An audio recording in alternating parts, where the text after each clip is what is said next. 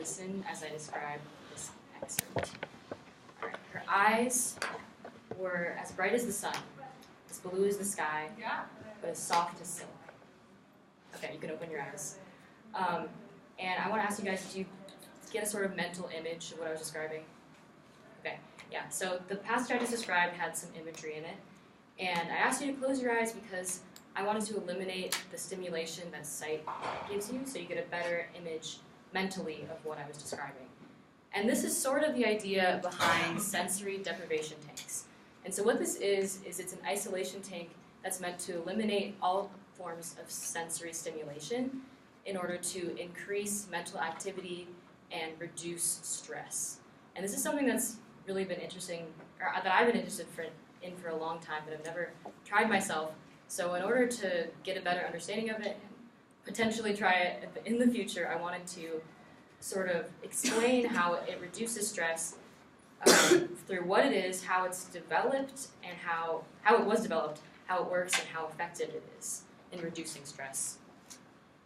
All right, so what is it? So basically, it's an isolation chamber, like I said, designed to eliminate all your senses. So what that means is the chamber itself is a soundproof,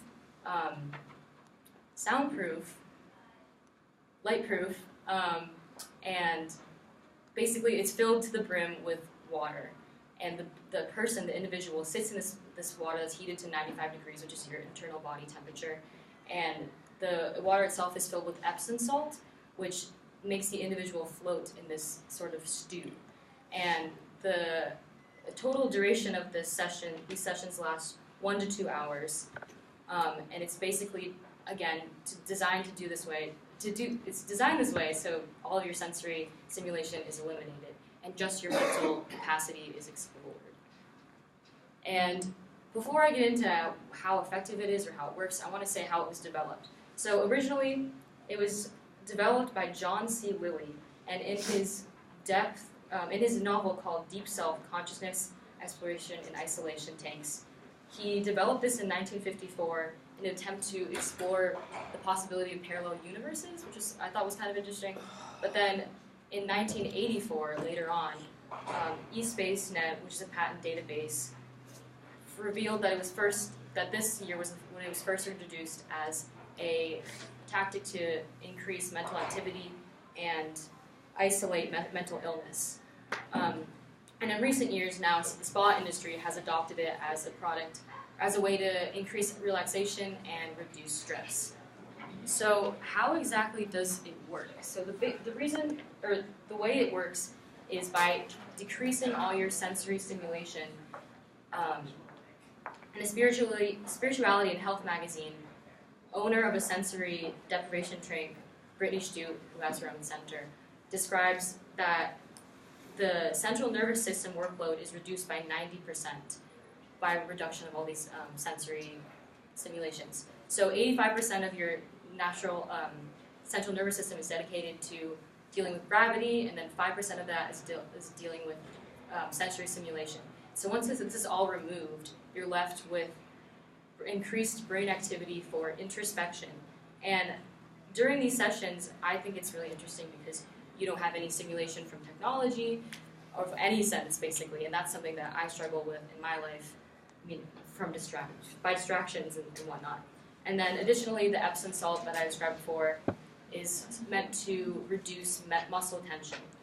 So is this effective? So basically, yes, it is.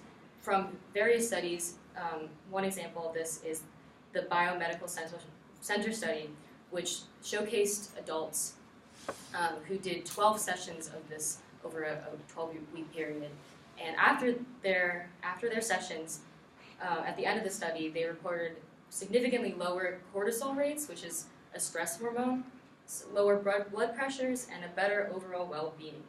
And additionally, in an article called How Sensory Deprivation Changed My Life, Svedka Stitsky described after her 1-hour session that her Trader Joe's experience was crazy, meaning that all of her senses were just enlivened in the way that she smelled things, saw things, and heard things, like the the grocery carts and whatnot. So it not only affects your mental health, but increases your ability to have sensory stimulation.